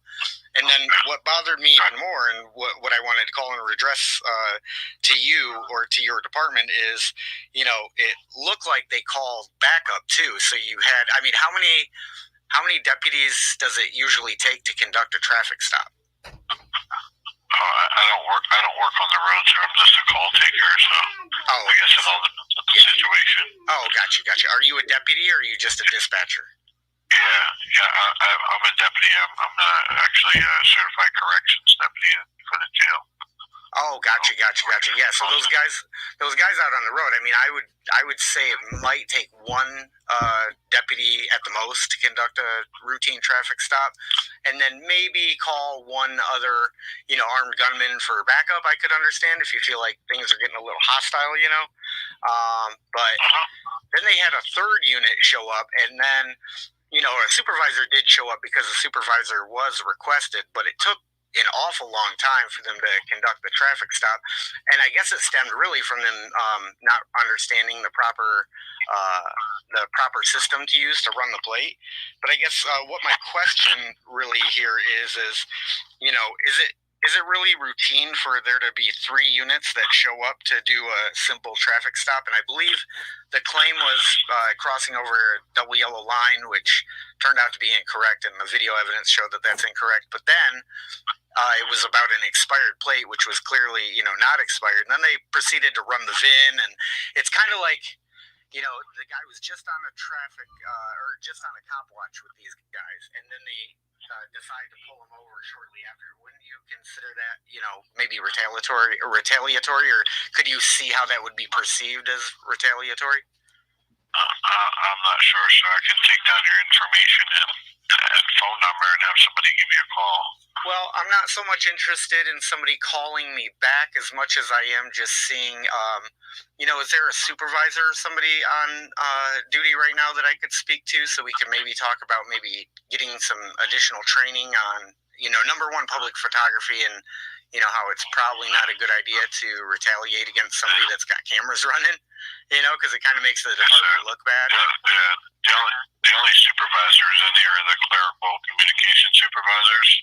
Oh, okay. So, yeah, I don't think we need to get internal affairs involved for Earth and Brown as long as he kind of knocks it off, you know what I mean? But I'm not even sure if he works at this location or how I could speak to somebody that might be, one of his superiors. I'm sure he has a superior that he reports to, right? Yes, sir. Yes, sir. But we don't connect callers directly to the superiors. Usually, we take messages and send emails, and then people will call you back when they,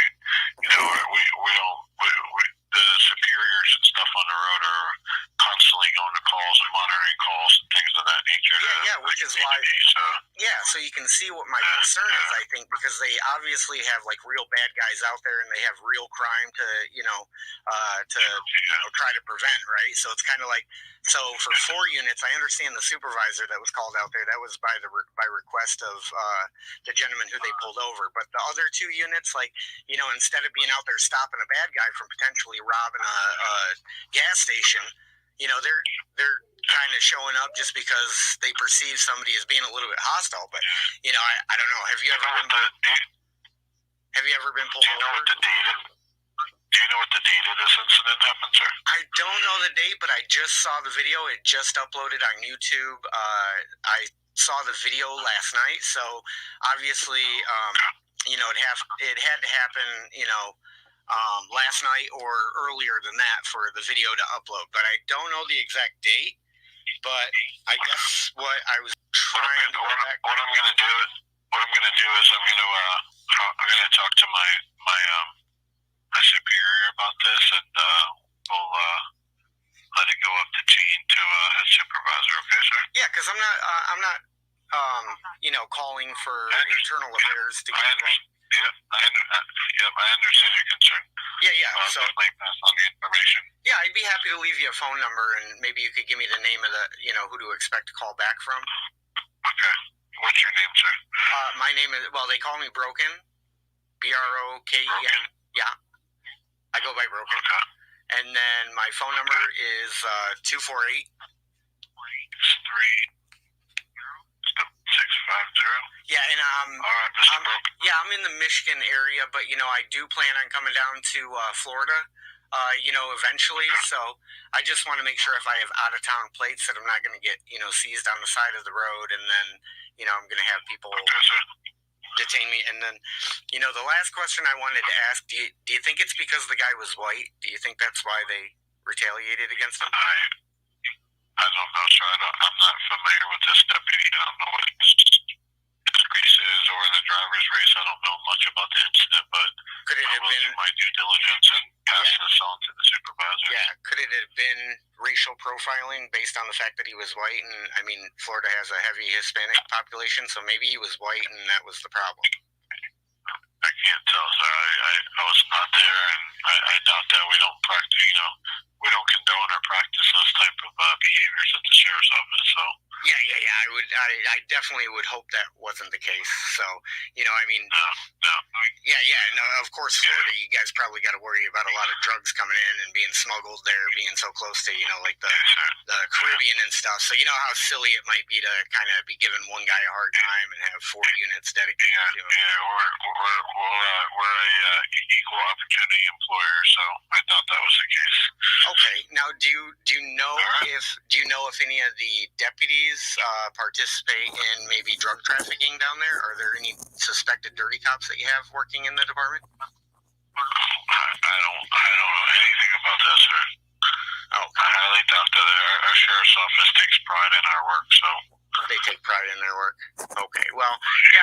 I mean, and I hope that is the case, and hopefully maybe this can initiate some sort of training on, number one, public photography. If you see somebody out there with a camera, it's probably not a good idea to retaliate against them, because they're going to document everything and then they're going to publish it for the world to see, and then you got more problems on your hands than just that one guy, because now you're going to have a flock of people with cameras showing up and kind of documenting what everybody is doing out there. So if you did have any dirty cops, they'd kind of be in trouble pretty quick. You know what I mean? So probably not a good idea to do that. So if you can talk to your colleagues, around the water cooler and just say, hey, I don't know if I've been on a phone call or not, but I'm gonna go speak to my supervisor as soon as I hang up with you. Okay, yeah. And Chuck's tagline, by the way, it's "Freeze, motherfuckers." That's what he says in his videos. So it's easy to tell when you pull up one of his videos. And the world knows and loves him as being a cop watcher, peaceful guy, just out there exercising his right to, record the government. So, everybody knows and loves him. Okay, sir. Okay, what was your name? What was your name? My name's Deputy Whitmore, sir. Deputy Whitmore, and then what's the name of the person I should expect a phone call back from? I'm not sure who his supervisor is. I'm not sure what shift he's on or who his supervisor is. But I'm going to report this to my supervisor, the clerical supervisor right now. Is there like a lieutenant or anything that's above the sergeants, or I don't know the rank style there? Yeah, but when you have a complaint, it goes directly to his direct supervisor, and then if they want to take it from there, then they go up the chain. Yeah, I don't want to trigger an internal affairs investigation. I just want the guy to knock it off. You know what I'm saying? Okay, sir. Okay, well, you have a great day. Hope everything is good in the Sunshine State.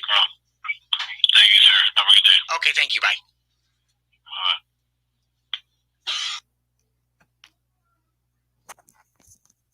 Alrighty. Well, that was the phone call on behalf of Chuck Bronson, and I kind of did, like halfway serious, but also tried to, throw in a few things, because the guy was just letting me talk and talk and talk, and I actually just wanted to see how long the guy was going to let me babble for before getting me off the phone. But I started to get bored with the phone call myself, so I decided to end it, and I had to get the live stream fired up. So I just decided to end that phone call myself. But, that would be interesting to see how long you can string these guys out for. Hell, the longer you keep them distracted, the more you're probably saving somebody from getting extorted on the side of the road. But, I'm sure some of these police departments, they deal with the bad guys and they deal with the real bad guys. But, for the most part, it's generating revenue for the state, and it's doing it by the barrel of a government gun. And it's all done under threats, coercion, and violence. And it's basically might makes right, and whoever's got the biggest stick wins. So on that note, that was the phone call from today. I'd like to thank the guests that we had in here. Paul from It's Paul Enslaved. He was the scheduled guest when I told you guys at the beginning, if you're still in here and you stuck it out the whole way through, that's why I said was going to be our special guest of the day, or I should say mystery guest. And then he came up and everybody figured out it was Paul from It's Paul Enslaved. I also had Jeremiah up here, and I also had AC up here. And guys, I apologize if there were technical difficulties, but we're going to try to work out the kinks, and I'm going to try to maybe see about getting a studio set up somewhere. So when I want Jaxson to come in here, read off some chat, that's cool. But then he's not pounding at the door, causing some distractions. So anyways, on that note, I would just like to say thank you to everybody that tuned in, and hopefully you're enjoying these live streams. And one last reminder to everybody, Please tell me what you've enjoyed about the show, what you didn't like about the show. Tell me the best and the worst things about the show other than the technical difficulties and me still trying to learn how to navigate the live stream. I know I got to get better at that stuff, but I'm talking about content-wise. Did you enjoy the guests? Did you enjoy the discussions? Did you enjoy the calls? Things of that nature. So those are just some examples of the feedback that would be helpful to me. Again, thank you anybody and everybody who is here. It's about 6:30. We've gone for about 2 hours. Again, I'm going to try to make this a weekly thing. If you can quickly like and, subscribe to the channel on your way out, I would greatly appreciate that too. But I'm going to try to do this 2 hours every day. We're just going to do like we have with, making phone calls and supporting other cop watchers and basically, doing what we can to support the cop watch community. So that's what we're all here for, is hot cop action and hot cops. So anyways, on that note, appreciate you guys being here. And if you see a live stream firing up this weekend, that'll be me and my plan on doing a broken record, which is going over the highlights of all the shows. So far, we had 4 of them this week. Hopefully we'll have 5 of them to cover next week. And then hopefully I'll continue to have cool guests and cool people to talk to. And I've really enjoyed this week. So with that being said, I hope everybody has a great day, and I hope to see you here again tomorrow, or next time I fire up a broadcast, I should say. All right, take care, everybody.